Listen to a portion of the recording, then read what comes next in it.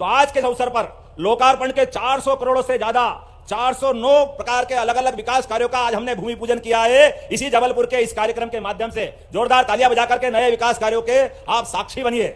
लगभग 14 लोकार्पण भूमि पूजन और भूमि पूजन 100 करोड़ की लागत से नेताजी सुभाष चंद्र बोस मेडिकल कॉलेज के लिए 100 सीट का नया इंफ्रास्ट्रक्चर डेवलपमेंट का काम करेंगे जोरदार तालियां बजा करके एक दूसरे निर्माण कार्य के लिए।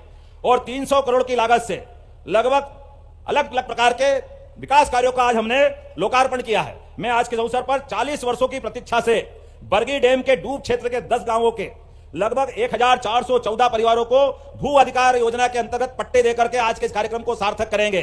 यशस्वी प्रधानमंत्री ने कहा है हर गरीब के साथ सरकार खड़ी रहेगी, उनकी संवेदनाओं के हम साथी बनेंगे, उनके सुख दुख के लिए हमेशा हिस्सेदार बनेंगे। तो आज का कार्यक्रम उनके लिए भी है।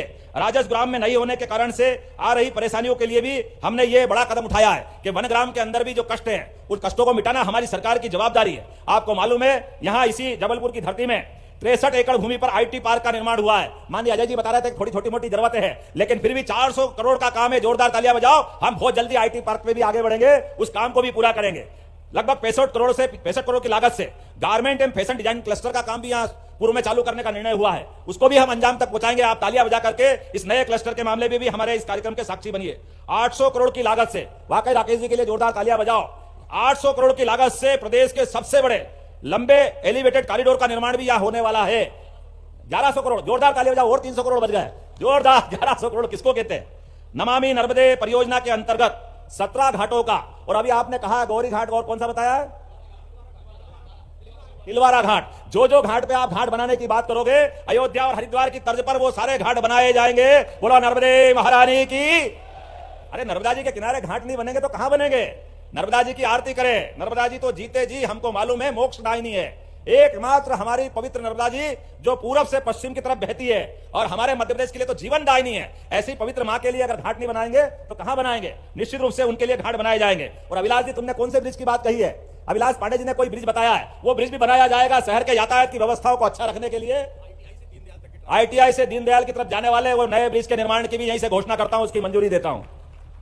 महाकौशल में वैसे तो बड़े बड़े काम हुए, छिंदवाड़ा, सिवनी, शहडोल में मेडिकल कॉलेज, जबलपुर में सुपर स्पेशलिटी हॉस्पिटल, नरसिंहपुर में 4434 करोड़ के शक्कर पेच लिंक सिंचाई परियोजना, बालाघाट, चिन्नौर, चावल को GI टैग मिला है। बालाघाट, डिंडोरी, मंडला, आप मत चिंता करिए, पूरे संभाग के अंदर आज मैंने आते ही सबसे पहले आपके यहां इस क्षेत्र में भविष्य में उद्योगों की श्रृंखला चालू हो, और उद्योग भी ऐसे नहीं हो कि केवल बड़े बड़े लोग बड़ी बड़ी मशीन से धन कमा के ले जाए। हमने कहा हर जिले में ऐसे उद्योग लगाए जाए जिससे लोगों को रोजगार मिले, काम धंधा मिले, उनके जीवन में खुशहाली आए। इसलिए इस पर हमने बड़े पैमाने पर काम किया है। एक एक जिले के अंदर हमारा अपना महाकौशल एक अलग प्रकार से उद्योग आधारित दिखाई दे। जैसे तो यहाँ बहुत सारी कृषि आधारित बहुत सारी संभावना है, फूड इंडस्ट्री को लेकर भी, और दूध के लिए भी यहाँ बहुत बड़ी संभावना है। लेकिन वनोपज और पशुपालन का व्यवसाय भी बहुत बड़े पैमाने पर होता है। इन सब क्षेत्रों में जितने प्रकार से लोगों को लाभ मिल सकता है, ये सारे के सारे काम करने की आज हमने डिटेल प्लानिंग बनवाई है। और अभी अभी कैबिनेट करने वाले हैं, कैबिनेट में भी बहुत सारे निर्णय आएंगे। लेकिन ये बात यहाँ खत्म नहीं होगी,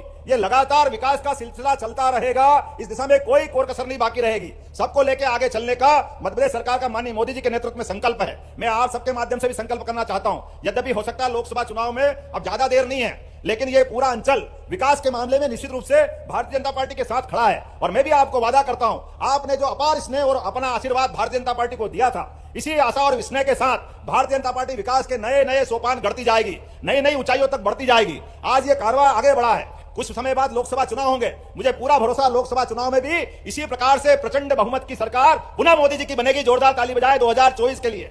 क्योंकि हम नहीं कह रहे हैं, दुनिया के बाकी देशों के बड़े बड़े समाचार पत्रों ने सर्वे कराए, वो कह रहे हैं कि अब 400 पार, अब की बार 400 पार, मोदी जी के नेतृत्व में जीत अपार। ये जो विश्वास मोदी जी का बढ़ रहा है, और हम तो सौभाग्यशाली हैं। आपके अपने जबलपुर से चित्रकूट दूर नहीं है। अयोध्या में क्या हुआ है और क्या होने वाला है, बोलो जय जय श्री राम, जय जय श्री राम। अरे आप तो सौभाग्यशाली हो। ये हमारा सतना, चित्रकूट, रीवा का क्षेत्र आज पुनः लगभग 17 लाख साल पहले के भगवान राम का वो काल हमारी आंखों के सामने दृश्यमान होने जाएगा। भगवान राम अपने गर्भगृह में 22 जनवरी को यशस्वी प्रधानमंत्री नरेंद्र मोदी जी की मौजूदगी में हमारे लिए वो अद्वितीय क्षण रहेगा, जब अपने भगवान का प्राण प्रतिष्ठा का गर्भगृह में प्रवेश का अद्भुत क्षण बनेगा।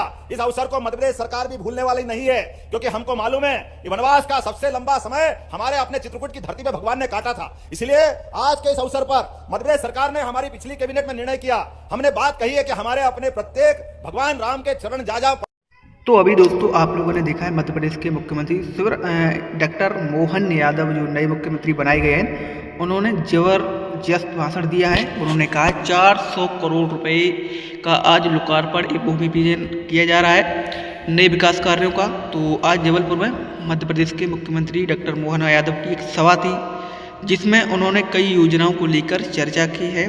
साथ ही उन्होंने ये भी कहा है कि शिवराज सिंह चौहान जी के नेतृत्व में जो भी योजनाएं चलाई गई थी वो आगे भी जारी रहेंगी, जो भी चलाई गई। कुछ लोग भ्रम फैला रहे हैं कि पैसा लाडली बहन का नहीं मिलेगा, तो वो आगे भी मिलता रहेगा। कब मिलेगा वो तो सभी को पता है।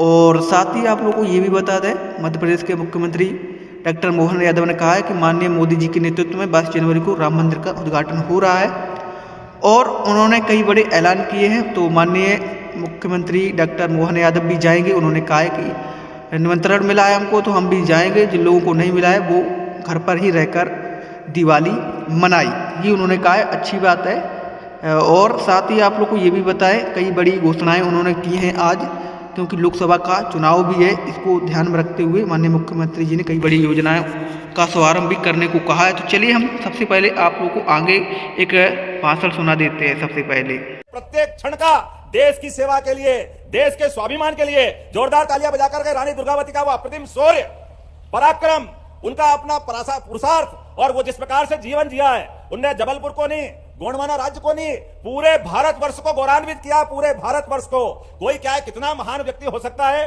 अपने जीवन काल में, हम केवल रानी दुर्गावती का सामने रखें। आप अंदाज लगा लो, आज मैंने एक और रानी का नाम जोड़ा है, हमारी वीरांगना 1857 की अवंतीबाई। जोरदार तालियां बजाओ रानी अवंतीबाई जी के लिए भी, जिनने 1857 में रानी झांसी की रानी लक्ष्मीबाई के साथ बराबरी से युद्ध में भाग लेकर के अपने प्राणों की आहुतियां दी है। और आज संयोग ऐसा है, तीसरी एक और महान नेत्री का आज जन्म दिवस है, सावित्रीबाई फुले। जोरदार तालियां बजाओ सावित्रीबाई फुले के लिए। ये क्रमशः त्रिवेणी जिनके कारण से आज का दिन धन्य हुआ है। रानी दुर्गावती जितने युद्ध लड़े, एक भी युद्ध नहीं हारी, सारे के सारे युद्ध। और ये वो दुनिया के देशों को जवाब है जो कहते हैं कि हमारे यहाँ महिलाओं का सम्मान बढ़ाना चाहिए। अरे हमारे यहाँ की बहनों ने, महिलाओं ने, नारियों ने सदैव दुनिया के अंदर अद्वितीय उदाहरण पेश किया है। वो उदाहरण झांसी की रानी लक्ष्मीबाई हो, वो उदाहरण रानी दुर्गावती हो, लगातार अवंतीबाई हो। आप बताओ, झांसी की रानी के पहले दुर्गावती, जिनने अकबर जैसे महान, पता नहीं कैसे महान कहा हुआ उनको, लेकिन वो ऐसी बड़ी सत्ता से लड़ने के लिए जिस प्रकार से उनने युद्ध लड़े, और तो और युक्ति बुद्धि से भी एक एक घटना उनकी कितनी अलग प्रकार की है। अकबर को लगा कि गोंडवाना पे कब्जा करना है, तो चालाकी से कूटनीति के माध्यम से एक सोने का पिंजरा भेजा और सोने के पिंजरे में तोता रख दिया, और यह संदेश था कि आप मेरी अधिसत्ता स्वीकार कर ले तो मैं आपके राज्य पे कोई आक्रमण नहीं करूंगा। लेकिन रानी दुर्गावती, उन्होंने अपना जीवन का प्रत्येक क्षण देशभक्ति के लिए जिया है। इसलिए उन्होंने संकल्प किया कि अकबर तुम कितने भी ताकतवर क्यों नहीं हो, लेकिन भारत की नारियों को डरा नहीं सकते, दबा नहीं सकते, उनकी देशभक्ति पे प्रश्न नहीं खड़ा कर सकते। उन्होंने भी सोने का अपना थाल बनाया और सोने के थाल में एक हथियार भेजा। उन्होंने कहा ये नारिया इस हथियार की प्रतीक है, ये मर जाएगी लेकिन तेरे आगे झुकेगी नहीं। ऐसा अप्रतिम और अपना कूटनीति के माध्यम से जवाब देने का काम किसी ने किया है तो रानी दुर्गावती ने किया है। और हम सबको मालूम है उनका वो आखिरी युद्ध, जिस युद्ध में उस समय के काल के प्रवाह में पहली बार तोपों का प्रयोग किया गया। उसके पहले तोप नहीं थी, लेकिन उस समय हाथियों से, घोड़ों से, तमाम प्रकार के युद्ध के सेनानायक अलग अलग प्रकार से युद्ध लड़ते हैं। लेकिन अकबर की सेना ने पहली बार तोप का प्रयोग करके उस युद्ध में अलग से कूटनीति करते हुए छल किया था, और छल का परिणाम रहा कि रानी दुर्गावती के लिए वो युद्ध का एक तरह से बहुत चुनौती वाला दिन था। लेकिन उसके बावजूद भी उस युद्ध में बड़े पराक्रम से वो लड़ी है, और लड़ने के बाद अपने साथ के अंगरक्षक से कहा था कि ध्यान रखना, मैं आजाद रही हूं, आजाद ही शरीर छोड़ना चाहूंगी, मैं सदैव विजय मार्ग पे बढ़ी हूं। भारत के मान सम्मान के लिए अगर मेरे शरीर की कुर्बानी भी देना पड़े, हमारे लिए कोई अगर पराजय का क्षण आ जाए तो मुझे ये अपनी कटार घोंप के मेरा शरीर समाप्त कर देना। एक खराब समय आया, उस खराब समय में रानी दुर्गावती के आंख में तीर लग गया, पेट में तीर लग गया, युद्ध एक तरह से अलग प्रकार की स्थिति में पहुंचा। तो जो जिसको ड्यूटी दी थी, जिसको जवाबदारी दी थी, उसके हाथ पांव कांपने लगे। जिस मां समान शासिका के वो पूरे जीवन की रक्षा करते आया, वो कैसे उनके बारे में सोच सकता था? वो अलग प्रकार से सोचने लगा। रानी ने देखा कि मेरे जीवन के समय थोड़ा सा बहुत कम बचा है, वो ललकारते हुए सैनिक से बोली, तेरे को क्या जवाबदारी दी थी?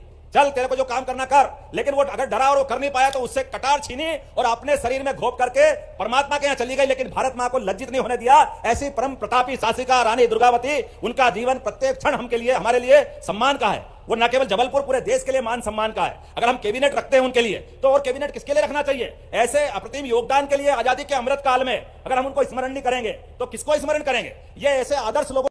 तो जैसा कि दोस्तों अभी आप लोगों ने भाषण सुना है, आज जबलपुर में माँ दुर्गावती को लेकर भी कई उन्होंने पिछला इतिहास भी बताया है, और उन्होंने कहा है कि शिक्षा नीति में यह प्रश्न भी आएंगे, यानी कि नई शिक्षा लागू की जाएगी। इसके अंतर्गत जो बड़े काम लोगों ने किए हैं उसके अंतर्गत ये प्रश्न दिए जाएंगे, इसमें स्कूलों में पढ़ाया जाएगा। और साथ ही उन्होंने कई योजनाओं को लेकर चर्चा की है माननीय डॉक्टर मोहन यादव जी ने। तो आप लोगों को बता दें, मध्य प्रदेश के नए मुख्यमंत्री मोहन यादव जी का जो है आज जबरदस्त भाषण था जबलपुर से। जो कई योजनाओं का शुभारंभ उन्होंने किया है और कॉलेजों का उद्घाटन भी आगे होता रहेगा। उन्होंने कहा है कि नए कॉलेज बनाए जाएंगे तो उनका उद्घाटन भी करेंगे, और साथ ही लाडली बहना की जो 8वीं किस्त है वो भी आप लोगों को 10 तारीख को मिलने वाली है, तो आप लोगों को टेंशन लेने की ज़रूरत नहीं है। माननीय मुख्यमंत्री जी का पूरा भाषण आप लोग जरूर सुनिए। तो चलिए हम आप लोगों को सुना देते हैं आगे का पूरा भाषण। हमारी सरकार ने बनने के पहले चला था कि एमपी के मन में मोदी और मोदी के मन में एमपी, इसलिए विकास के सभी कामों को मोदी जी लगातार आगे बढ़ाते रहे और आपका हमारा सबका ये कारवां विकास के मामले में चलते रहे। तो आज के अवसर पर लोकार्पण के 400 करोड़ से ज्यादा 409 प्रकार के अलग अलग विकास कार्यों का आज हमने भूमि पूजन किया है। इसी जबलपुर के इस कार्यक्रम के माध्यम से जोरदार तालियां बजाकर के नए विकास कार्यों के आप साक्षी बनिए।